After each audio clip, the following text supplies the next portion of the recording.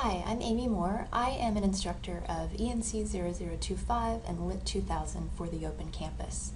I use Facebook in my online classes, and I've put together this video to show you how you might also do the same. First, what I do is I introduce my students to the Facebook group I've created right here in Blackboard. And you can see that in Blackboard I've created an announcement that invites students to join our class Facebook group. It gives them a little incentive by telling them they can keep up with assignments, they can find help from classmates or from me, and they can also participate in informal conversations or study sessions via Facebook. Now, please note the disclaimer that I've put in here. Joining the group doesn't mean you have to friend your classmates or your instructor. Your levels of privacy are up to you. This is really important because many students and many instructors thinking about using technology in conjunction with their academic lives worry about how much they are sharing with an instructor or with a student. By creating a group versus becoming friends on Facebook with your students, you're able to separate that personal and that academic professional life. I'll show you a little bit how to do that. What you'll want to do is go to Facebook. If you don't have an account, you can create a free account. If you do, go ahead and log in. And you'll notice that in the left-hand navigation of Facebook, there is an option for groups. Now I have a list of the groups that I have created, including a couple for classes that I teach. One I've just started this fall. I'll go ahead and click on for Lit 2000.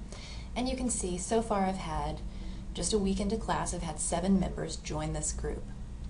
What I do in this Facebook group is that I post information about class conferences which I conduct online via Elluminate.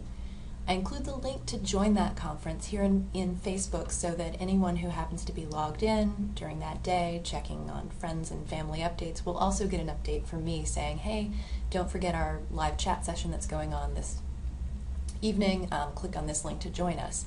And then I'll have students who also respond to these. And you can see on the page that I have one student who is telling me about a particular TV show that she's missing because of the conference. I will note that she did come to the conference and actually enjoyed it. Other things that I do on the Facebook group are I include weekly updates on assignments. And you may think this seems like extra work for you. Actually, what I do is I simply copy and paste the same information that I post as an announcement or in an email from Blackboard because I think it's a good idea to disseminate this information in multiple ways because you never know whether a student has logged into Blackboard today or a few days ago. You never know how frequently they check their email. It's true that you never know how frequently they check their Facebook, but if you are hitting them on multiple fronts, I think the likelihood is better that they're going to get some kind of message from you on upcoming events or assignments or anything else that you need them to know. Students in here, because it's sort of an informal community, feel more comfortable posting questions for their classmates to answer, and sometimes they'll even have personal conversations here in the Facebook group. Again, when you create the group, you can set it such that the privacy only allows for members of the group to see what's going on the group wall. This is the wall that we're looking at right now. So that means that no one from the outside, none of your friends or family members, and none of your students' friends or family members are going to be able to see what's happening within the walls of this group. So it's a private group. And that is a setting that you would have to choose. So speaking of those settings, what I'll do is go through and show you how to create a group for your class. Now you'll notice if you go back over to the groups area and hover over the word groups, you have the option to do more. When you click more, you'll see a list of any groups that you may have created, and you'll also see a button to create a group. When you click that button, you'll be asked to give a group name. What I do is I give the name of the class, and then I include the course reference number so that I can keep track of exactly which Lit 2000 this is that I'm creating a group for. If you already are Facebook friends with any of your students, which is a topic for a completely other discussion, but if you are, you can go ahead and add them simply by typing their name.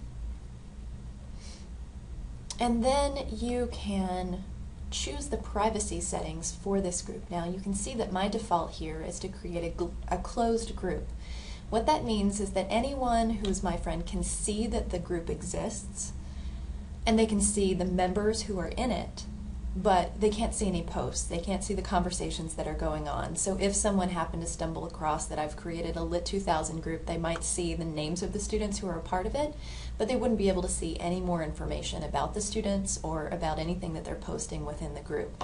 If you want to make it a secret group, that means that only members can see the group, only members can see what's in it, and only members can see what's posted. So if you would prefer to keep it completely private and shut out from any sort of view, that is the option that you would choose. I would recommend only doing either a closed or a secret group rather than open, because students may not want to share with everyone exactly what's going on with them in a particular class. So I would recommend not making it open ever. Once you have selected the members that you would like to include in the group, you'll click Create. Now please note, if you have not added a member to the group, it's not going to let you create the group. So even if you delete them later, you're going to have to include at least one other person in the group to get it started. So here I have my coworker Lauren, who I'm adding. I do this every time I create a group. I create the group, and then what I do is I go to Edit the Group,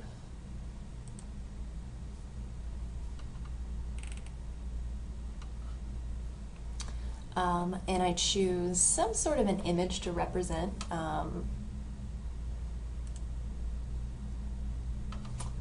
the class. In this case, I'm just going to select a random image.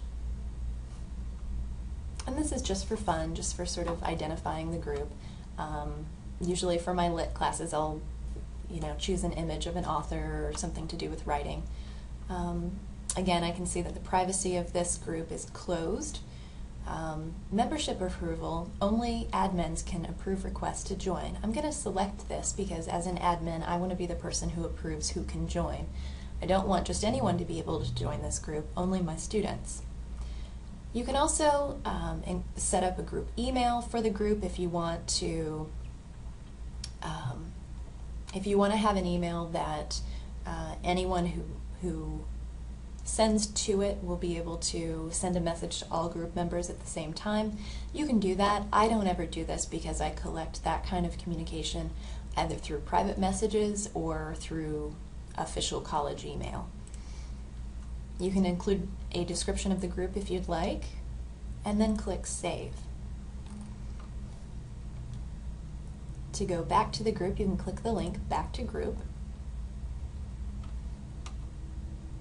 And when you click Members, you want to see all members. You'll see anyone who's been added to the group. Now, as I mentioned, Lauren is a coworker, but she's not one of my students. I used her in order to be able to create the group with one other member. Now that I have created the group, I'm not going to force her to see updates from my class. I'm going to go ahead and remove her from the group by clicking X. Are you sure you want to remove Lauren? Yes, I'm going to confirm that I'm removing her from the group. Now, if, say, I had made a mistake and I mistyped the name of the group or in some other way wanted to delete it, what I would need to do to delete it is remove myself as part of the group, and that automatically removes the group from Facebook. So if you ever create a group for a class and then you decide after class or at some point that you want to delete the entire group, what you can do is remove all of the members of the group first and then remove yourself. Once there's no one in the group, it no longer exists.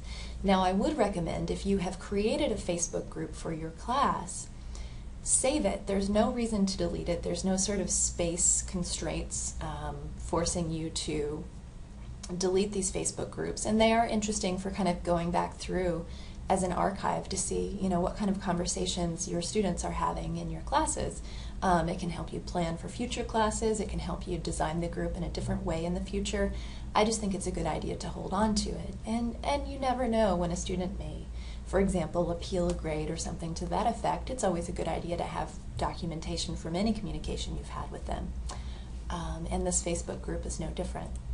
So we'll go back to the group, and you can see that on this group wall, so far I'm the only member, and I have contributed to the only activity that's listed on the wall. Now, if I want to write something, for example, an assignment reminder, I just type it in.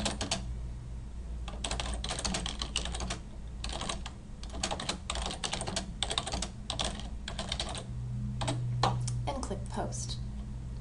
This will appear on the wall of the group, and anyone who's a member will receive this message in their news stream on Facebook.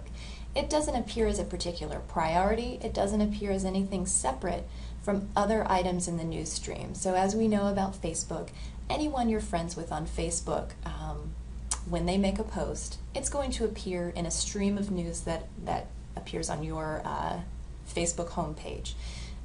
This group is no different. Anything that's posted in here will be sort of prioritized by Facebook's algorithms and then will appear in each member's news feed so that they can kind of get updates on what's going on. In addition to being able to write text-based posts, you can also add photos. If you had a particular photo or video that you wanted to add that could serve as a resource for the class, you can insert that simply by clicking on the Attach button and then choosing whatever resource that was that you wanted to include.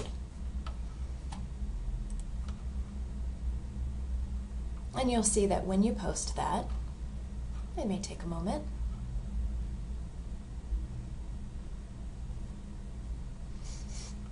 but that will post as an image on the wall.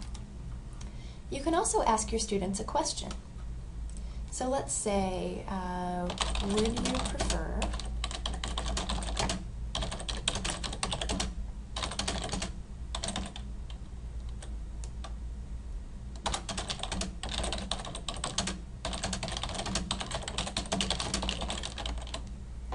you prefer your first exam to be on the computer or using pencil and paper? Whatever question you want to ask your students, something to do with the class, maybe asking for feedback from them on a particular topic. You may even choose something within your discipline. You may choose to do something instructional here. Ask the question, and then you can add multiple choice options.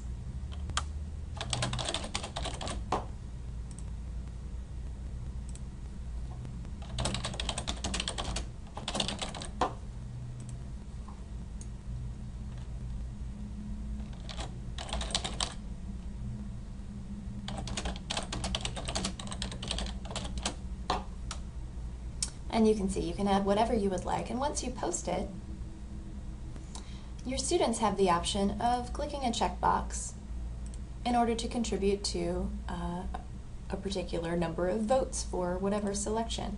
So this is just a kind of a fun little option that you can use to poll your students informally. So these are the features of the Facebook group. Again, it can be private so that no one from the outside can see what's happening within the group. It's also informal, so it allows your students to feel a little bit more comfortable posting questions to you or to one another, and also to have informal conversation that may sort of circle back to discussions of a particular topic that has to do with class. Because they're logged into Facebook, many of them multiple times a day or all day, this is a great way to reach them through reminders. So if you're already posting reminders through email or on Blackboard, just copy and paste right into the Facebook group page, and you're really not spending a lot of extra time, but you are increasing your chances of reaching your students and engaging with them. So again, I have found this to be really helpful in classes that I have taught. I've had good feedback from students on it, and I will continue to use Facebook in my online classes. Now, one other piece of this is I would recommend that once you've created your Facebook group that you publicize it in some way with your students. So whether that is posting an announcement such as this, and you'll notice that this button that I have put in, it's just a simple image of the Facebook logo. I turned it into a hyperlink so that it leads students directly to the group page where they can request access.